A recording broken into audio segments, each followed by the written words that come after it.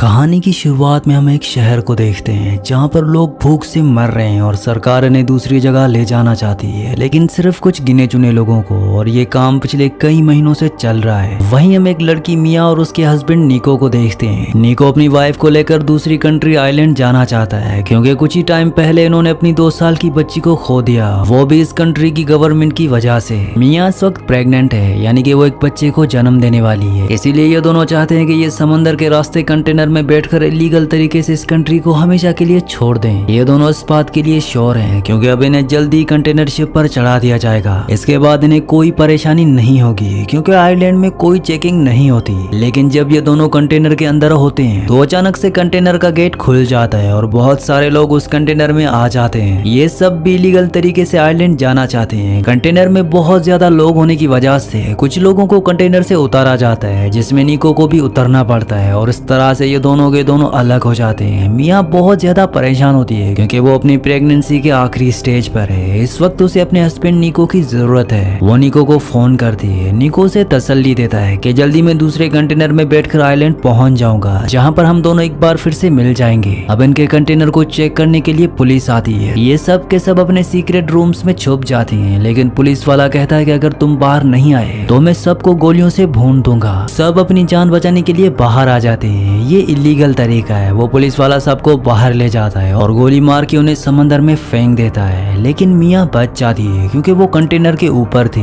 डरी से मिया अपने हस्बैंड को मैसेज भेजती है, लेकिन निको की तरफ से कोई जवाब नहीं आता। अब उसके कंटेनर को शिप पर लोड कर दिया जाता है। मिया एक बार फिर से अपने हस्बैंड निको को कॉल करती है। दरअसल उसके मन में डर है कि शायद निको को भी उन लोगों ने मार दिया होगा क्योंकि सभी कंटेनर्स की चेकिंग हुई थी। अब वो वहाँ पर पड़े सामान को देखती है जहाँ उसे वाइन, टिफिन बॉक्स, ईयरबड्स दिखते हैं। मिया उसमें से टॉर्च जलाकर कंबल ओढ़कर सोने की कोशिश करती है। तभी आधी रात में उसकी नींद खुलती है। वो कंटेनर के बाहर देखती है तो उसका जहाज भारी तूफान में फंस चुका है। उसके कंटेनर को जोर जोर से झटके लग रहे होते हैं। मिया बेहोश हो जाती है। जब उसकी नींद खुलती है तो वो देखती है कि उसका कंटेनर समंदर में तैर रहा है। वो अपने हस्बैंड को फोन लगाती है, लेकिन उसका फोन नहीं लगता। तभी उसे कुछ लोगों के चिल्लाने की आवाज आती है। वो फिर से बाहर जाती है तो सामने उसे वही कंटेनर डूबता हुआ नजर आता है जिसमें निको को डाला गया था। उसकी आंखों के सामने कंटेनर डूब जाता है। निको से मिलने की उसकी आखिरी उम्मीद भी टूट जाती है क्योंकि वो कंटेनर डूब चुका है जिसके अंदर निको है। अब मिया बहुत ज्यादा परेशान हो जाती है। वो खुद की जान लेने की कोशिश करती है, लेकिन तभी उसे अपने होने वाले बच्चे का ख्याल आता है। इसीलिए वो चाकू फेंक देती है और रोते रोते सो जाती है। अचानक उसकी नींद खुलती है। वो देखती है कि पूरे कंटेनर में पानी भर गया है। बहुत कोशिश करने के बाद भी वो खुद को नहीं बचा पाती और उसकी मौत हो जाती है। तभी एक झटके से उसकी नींद खुल जाती है। दरअसल ये एक डरावना सपना था, लेकिन अब कंटेनर में धीरे धीरे पानी भरने लगा है। तभी उसके मोबाइल नंबर पर एक अननोन नंबर से कॉल आता है जो कि उसके हस्बैंड निको का होता है, जिसे ड्राइवर ने एक जगह उतार दिया था। उसकी आवाज सुनकर मिया को थोड़ी तसल्ली मिलती है और निको भी उसे हिम्मत रखने के लिए कहता है। तभी मिया का लेबर पेन शुरू हो जाता है। साथ ही कंटेनर में धीरे धीरे पानी का लेवल भी बढ़ रहा है और इन मुश्किल हालात में वो एक बेटी को जन्म देती है जिसका नाम वो नोहा रखती है। अब वो अपनी बेटी को एक लकड़ी के बॉक्स में रख देती है ताकि पानी से उसे बचा सके। उसे आइडिया आता है कि उसे कंटेनर के ऊपर जाना चाहिए, शायद वहां पर उसकी जान बच सकती है। इसीलिए वो एक ड्रिल मशीन से कंटेनर को धीरे धीरे काटना शुरू कर देती है। मिया बहुत ज्यादा थक चुकी है। वो भूखी है, जिस वजह से उसे गंदा खाना खाना पड़ता है क्योंकि उसे ताकत की जरूरत है। उसे अपने बच्चे को जिंदा रखना है। वीडियो में आगे बढ़ने से पहले आप सबसे रिक्वेस्ट है कि मेरे 99% व्यूवर्स वीडियो तो देखते हैं लेकिन चैनल को सब्सक्राइब नहीं करते और ना ही वीडियो को लाइक करते हैं, तो आप सबसे रिक्वेस्ट है कि चैनल को सब्सक्राइब और वीडियो को लाइक लाजमी से कर दिया करें। अब वो कंटेनर के ऊपर वाले हिस्से को काट देती है और ऊपर पहुंच जाती है। वो देखती है कि वो समंदर के बीचों बीच है। तभी उसे एयरप्लेन दिखता है जिसे रोकने के लिए वो इशारे करती है, आगे बढ़ती है, जिसमें उसके पैर पर गहरी चोट लग जाती है और अब मिया को अपनी चोट पर वाइन डालनी पड़ती है। साथ ही उसे धागे से सीलना पड़ता है ताकि खून रुक जाए, और ऐसा करते हुए मिया को बहुत ज्यादा दर्द होता है, लेकिन वो हिम्मत नहीं हारती क्योंकि वो किसी भी कीमत पर अपनी बेटी नोहा को यहाँ से जिंदा बचाकर निकालना चाहती है। लेकिन इस जगह पर सरवाइव करने के लिए सबसे पहले उसे खाने का इंतजाम करना होगा, नहीं तो वो भूख से मर जाएगी। इसीलिए वो कंटेनर में पड़े एयरबड से वो जाल बनाती है और मछली पकड़कर अपना पेट भरती है। अब उसे निको का कॉल आता है। वो उसे बताता है कि उसे गोली लगी है और शायद अब वो नहीं बच पाएगा। ये सुनकर मिया को बहुत दुख होता है क्योंकि उसकी आखिरी उम्मीद अब टूट चुकी है। उसे लगता था कि निको उसे बचाने के लिए आएगा। वो निको को बताती है कि हमारी बेटी हुई है और वो निको को अपनी बेटी की आवाज भी सुनाती है। है। तभी फोन डिस्कनेक्ट हो जाता है। मिया बहुत ज्यादा दुखी है और उसी दुख में रोते रोते कंटेनर के ऊपर सो जाती है। आज उसे इस कंटेनर के ऊपर पूरे 32 दिन हो चुके हैं। वो जानती है कि उसे अपनी बेटी को बचाने के लिए कुछ ना कुछ करना होगा, इसीलिए वो बचे कुछ डिब्बों से एक छोटा सा राफ्ट बनाती है जिसमें वो अपनी बेटी को रखकर समंदर के ऊपर रख देती है, क्योंकि कंटेनर में लगातार पानी भर रहा है। साथ ही वो मछलियां भी पकड़ रही होती है। तभी उसके पास एक परिंदा आता है जिसे देखकर वो समझ जाती है कि आसपास जरूर कोई ना कोई किनारा है, लेकिन वो किनारा कितना दूर है उसे कुछ नहीं पता,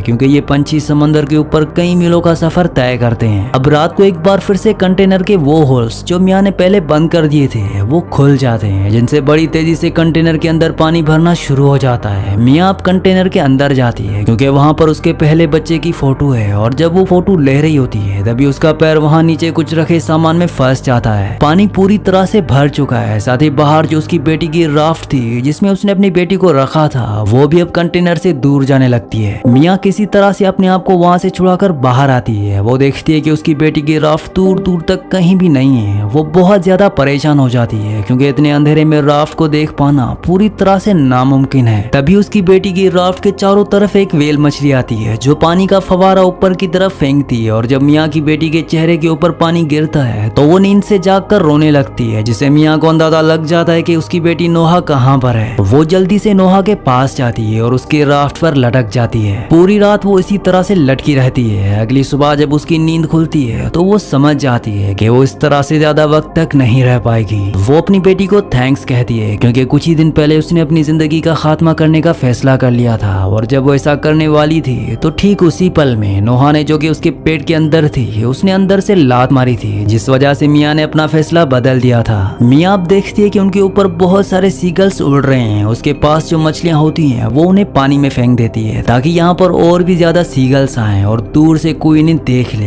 इनके चारों तरफ बहुत सारे सीगल्स मंडराने लगते हैं और होता भी वैसा ही है जैसा मिया ने सोचा था। दूरी एक मछुआरा होता है जो उन्हें देख लेता है। वो जल्दी से अपनी बोट को इनके पास लाता है। वो देखता है कि राफ्ट के ऊपर एक बच्ची है, लेकिन मिया का कोई नामो निशान नहीं होता। वो ये देखकर हैरान होते हैं कि समंदर के बीचों बीच ये बच्ची कहाँ से आई। वो बच्ची को ऊपर ले आते हैं। वो देखते हैं कि राफ्ट के साथ ईयरफोन की बनी एक रस्सी है, और जब ये उस रस्सी को खींचते हैं तो रस्सी के साथ मिया भी ऊपर आ जाती है। ये लोग मिया को अपनी बोट के ऊपर लाते हैं। मिया की बॉडी में कोई जान नहीं बचती है। ये उसे सीपीआर देते हैं। बहुत देर तक सीपीआर देने के बाद भी मिया को होश नहीं आता, पर जब ये लगातार सीपीआर देते रहते हैं तो मिया की बॉडी में जान आ जाती है। दरअसल पानी भरने की वजह से उसकी बॉडी में सांस लेने की जो नलियां थी वो चौक हो गई थी, पर पानी बाहर निकलने के बाद वो एक बार फिर से सांस लेना शुरू कर देती है। मिया सबसे पहले अपनी बेटी नोहा के पास जाती है और उसे अपने गले से लगा लेती है। मिया देखती है कि ये एक कपल है जिन्होंने उसकी और उसकी बेटी की जान बचाई। इनके साथ इनका बेटा भी होता है, और अब ये मिया और उसकी बेटी को लेकर अपनी बोट से किनारे की तरफ जा रहे हैं। और ये किनारा आयरलैंड का है जहाँ पर सब कुछ ठीक है, जहाँ मिया और उसका हस्बैंड निको हमेशा से आना चाहते थे। इसी सीन के साथ इस मूवी का एंड हो जाता है। अगली कहानी आप किस मूवी पर सुनना चाहते हैं मुझे नीचे कमेंट्स में जरूर बताना, क्योंकि मैं आपकी कमेंट्स पढ़ता हूँ, और आपके प्यारे प्यारे कमेंट्स का बहुत बहुत शुक्रिया।